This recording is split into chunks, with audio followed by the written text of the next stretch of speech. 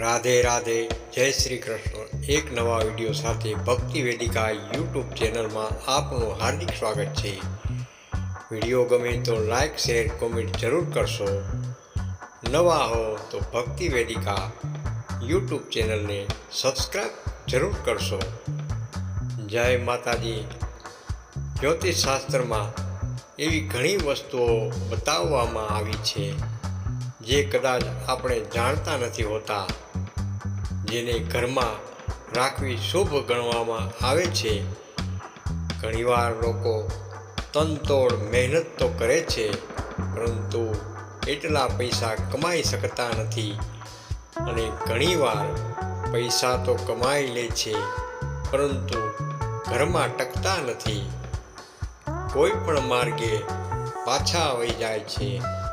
જ્યોતિષ શાસ્ત્રના અનુસાર ઘરમાં એવી કેટલીક વસ્તુઓ રાખવાથી મહાલક્ષ્મીની કૃપા બની રહે છે અને ધનની ખોટ સર્જાતી નથી. આવો જાણીએ આ વસ્તુઓ વિશે વિગતવાર.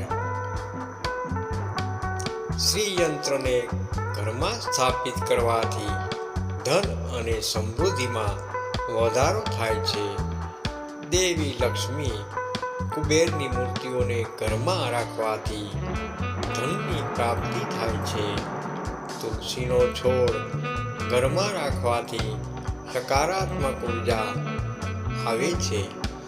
ધન અને સમૃદ્ધિમાં વધારો થાય છે. મોરપીંછને ઘરમાં રાખવાથી નકારાત્મક ઉર્જા દૂર થાય છે. ધન અને સમૃદ્ધિમાં વધારો થાય છે. માછલી ઘરને ઘરમાં રાખવાથી ધન અને સમૃદ્ધિમાં વધારો થાય છે. ચાંદીના વાસણોને ઉપયોગ કરવાથી ધન અને સમૃદ્ધિમાં વધારો થાય છે. ઘોડાની નાળને ઘરમાં લગાડવાથી નકારાત્મક ઉર્જા દૂર થાય છે અને ધન અને સમૃદ્ધિમાં વધારો થાય છે. હાથીની મૂર્તિને ઘરમાં રાખવાથી ધન અને સમૃદ્ધિમાં વધારો થાય છે. કમળનું ફૂલ દેવી લક્ષ્મીનું પ્રતીક માનવામાં આવે છે અને તેને ઘરમાં રાખવાથી ધન અને સમૃદ્ધિમાં વધારો થાય છે. સોનાના ઘરેણાંને ઘરમાં રાખવાથી ધન અને સમૃદ્ધિમાં વધારો થાય છે. ઘરમાં તુલસીનો છોડ રાખવો શુભ ગણવામાં આવે છે. હિન્દુ ધર્મમાં તુલસીના છોડની પૂજા કરવામાં આવે છે. ધાર્મિક માન્યતાઓ અનુસાર તુલસીના છોડમાં માતા લક્ષ્મી અને ભગવાન શ્રી વિષ્ણુનો વાસ હોય છે. જો તમે ઈચ્છો છો કે ઘરમાં ધન ખૂટે નહીં તો તુલસીનો છોડ લગાવો અને સાંજના સમયે દીવો જરૂર પ્રગટાવો. માતા લક્ષ્મી તે ઘરમાં વાસ કરે છે જ્યાં સાફ સફાઈનું ધ્યાન રાખવામાં આવે છે. આ કારણે ઘરમાં સાફ સફાઈ રાખો અને નિયમિત ઝાડુ લગાવો. કાચબો આર્થિક મુશ્કેલીઓનો દૂર કરવા માટે ઘરમાં પંચધાતુનો કાચબો રાખો. ઘરમાં પંચધાતુનો કાચબો રાખવાથી આર્થિક સ્થિતિ યોગ્ય બની રહે છે. ધાર્મિક શાસ્ત્રોના અનુસાર કાચબાને ભગવાન વિષ્ણુનો અવતાર ગણવામાં આવે છે. ઘરમાં કાચબાને ઉત્તર દિશામાં મુખ સાથે રાખવામાં આવે તો જલ્દી ફાયદો જોવા મળે છે.